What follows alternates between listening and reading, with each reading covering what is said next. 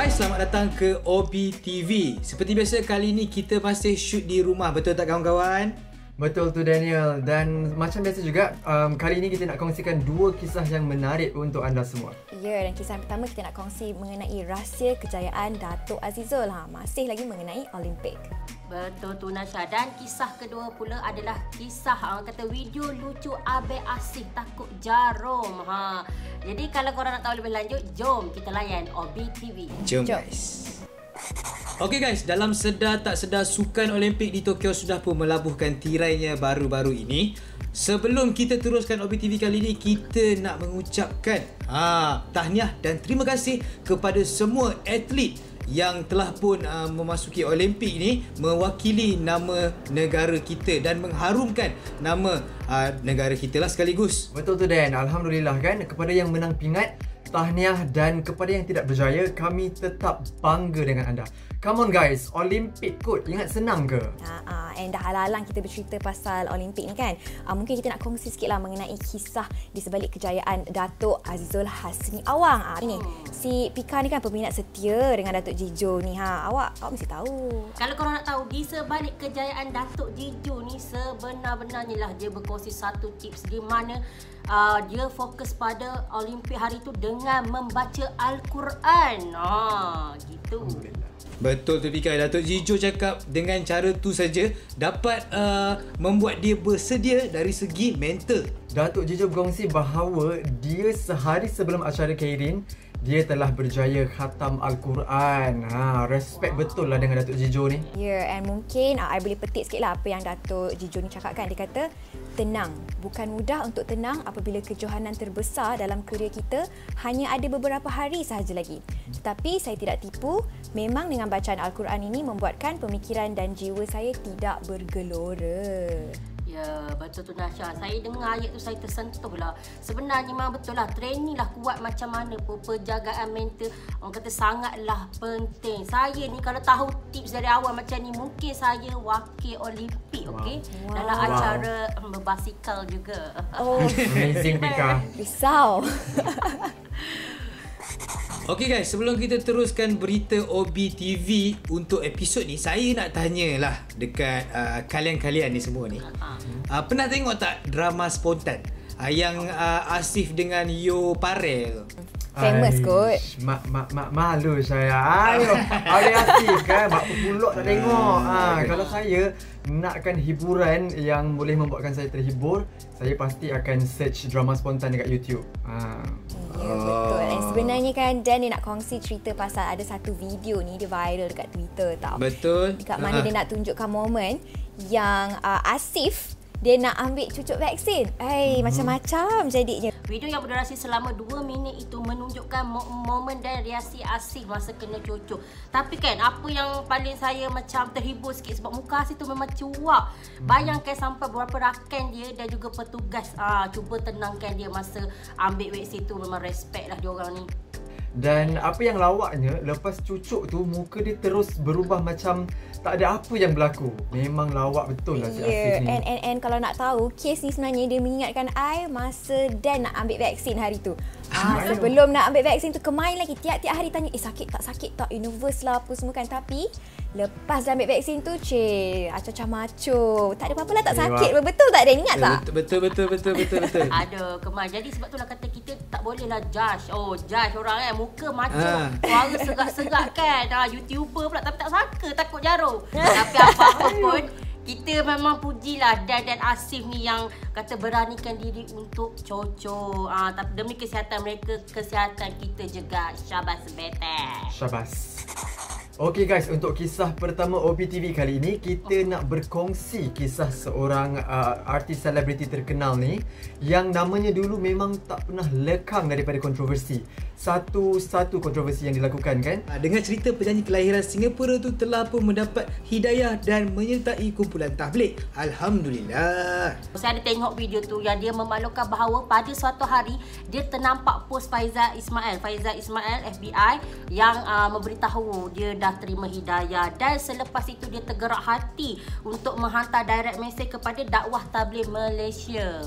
Yelah, orang kata hidayah ni boleh datang dalam pelbagai bentuk kan. Tapi Alif juga turut berkongsi selepas beberapa hari dia dihubungi salah seorang daripada wakil jemaah berkenaan yang telah mempelawanya untuk keluar berdakwah bersama selama 3 hari. Ya, tapi korang nak tahu tak, masa mula-mula tu dia macam masih lagi belum tergerak hati tau. Siap bagi alasan, kata ada nak pergi appointment jumpa doktor lah, untuk dia nak larikan diri daripada nak pergi sertai jemaah tersebut. Tapi tak lama lepas tu Alif ambil keputusan untuk sertaikan juga dalam jemaah tu. Betul, tambahan lagi saya tambah, Alif Aziz dia cakap macam ni, saya fikir dan terus nekat untuk turut serta. Kalau saya tolak peluang ni, saya tak boleh nak salahkan kalau tak dapat apa yang dia nak bagi.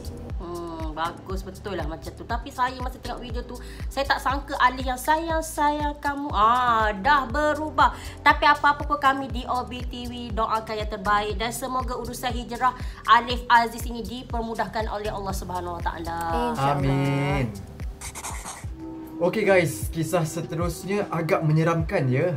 Mungkin lepas ni saya tak akan tengok cermin lama-lama lagi dah. Hai, risau Ini semua gara-gara sebab saya tengok satu video yang viral dekat TikTok baru-baru ni. Ini mengenai satu video TikTok yang mana video ni berdurasi selama 20 saat dan mendapat tontonan yang berjuta-juta. 4.3 juta tontonan. Dan janganlah macam tu, jangan seram lagi. Sebab sebab video awak kat YouTube lagi banyak tontonan. Tapi tak apa, kita cerita balik pasal ni. Sebenarnya cermin dekat Malaysia dengan cermin dekat Indonesia saya rasa berbeza. So kita tak perlu takut lah kan, walaupun sebenarnya tak nampak sangat beza kan. Tapi kisah ni bermula apabila dia ingin ke tandas dan membiarkan anaknya untuk bermain telefon bimbit. Dan kisah ini dikongsikan oleh seorang ibu dikenali sebagai Nina.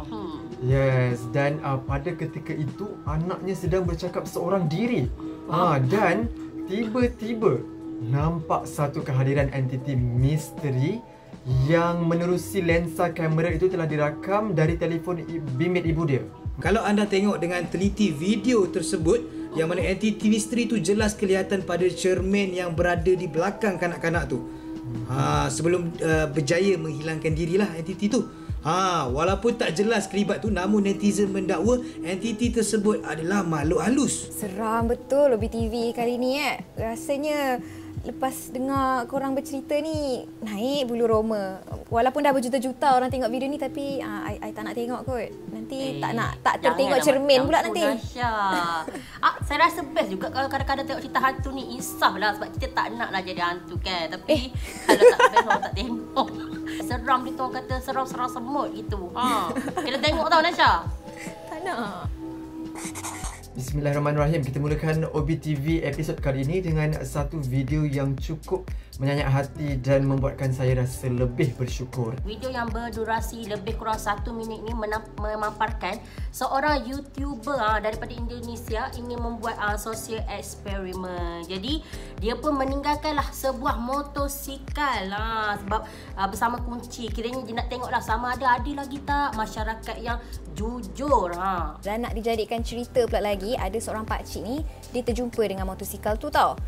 Dan pakcik tu dia ambil keputusan untuk berdiri dekat sebelah motor tu sambil menunggu tuan punya motor tu sampai. Tidak lama kemudian pakcik tu didekati oleh seorang individu yang tidak dikenali lah dan menegur beliau. Rupa-rupanya individu berkenaan merupakan seorang YouTuber iaitu Hassan dan sedang menguji tahap kejujuran pakcik tersebut. Dan bila Hassan tanya, pakcik ni menjawab, pelik, motor ni ada kunci tapi tak ada orangnya. Jadi saya tak ambil tapi saya tunggu tuannya. Bagus, saya memang betul-betul jujur lah. Tapi cerita tu tak habis sampai di situ. Pakcik tu meminta kebenaran untuk memeriksa bukti yang menyatakan motor itu kepunyaan Hassan, yang itu YouTuber tu lah. Dan Hassan pun menunjukkanlah dokumen-dokumen yang ada padanya. Dan lebih daripada tu, pakcik ni dia dapat kejutan yang paling tak disangka-sangka lah. Nak tahu apa? Bila Hassan tu dia bagi tahu dekat pakcik tu yang dia nak hadiahkan pakcik tu motosikal yang dia jaga tadi tu. Yes, betul lah orang kata bila kita buat baik, insya-Allah kita akan dibalas benda yang baik. Jadi sama-samalah kita selalu melakukan kebaikan kerana impak kebaikan kita tu banyak besar lah kan? Betul. Okey guys, berita seterusnya kita nak kongsikan isu yang hangat diperkatakan netizen hampir setiap hari. Tapi bagi saya isu ni agak seseti, tetapi pada masa yang sama kita perlu ambil tahu, terutama sekali ibu hamil di luar sana. Yes, Pika. Semakin hari, semakin banyak kes kematian yang melibatkan ibu hamil kerap didengari sejak wabak COVID-19 ini makin serius. Salah satu punca adalah kerana tidak sempat mengambil suntikan vaksin.